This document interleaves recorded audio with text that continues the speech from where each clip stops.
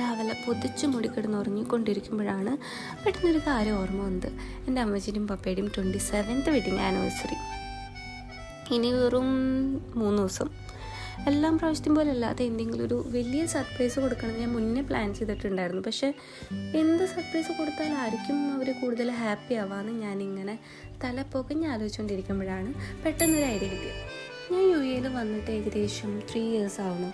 എൻ്റെ പപ്പയും അമ്മച്ചിയും ഒരുപാട് ആഗ്രഹിക്കുന്നുണ്ട് എന്നെ കാണാനായിട്ട്. ഞാനും ഉണ്ട് കേട്ടോ.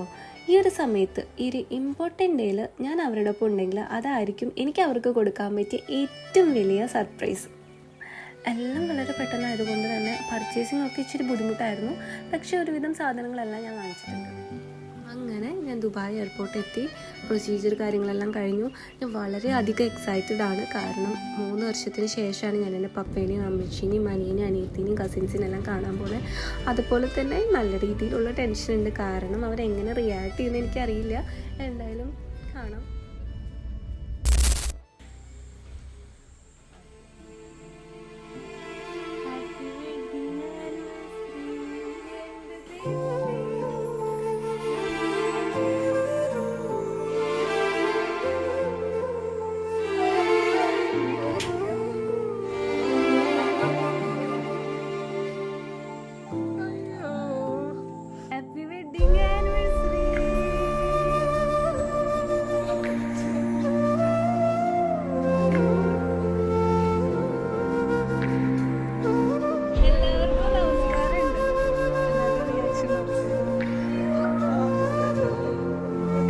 വളരെയധികം സന്തോഷത്തിലാണ് ഞാൻ. മാത്രമല്ല എൻ്റെ പാരൻസും കസിൻസും എല്ലാവരും. ഈ ഒരു നിമിഷത്തിൽ എനിക്ക് എൻ്റെ പാരൻസിന് കൊടുക്കാൻ പറ്റിയ ഏറ്റവും വലിയ ഗിഫ്റ്റ് അല്ലെങ്കിൽ സർപ്രൈസ് ഇത് തന്നെയായിരിക്കും.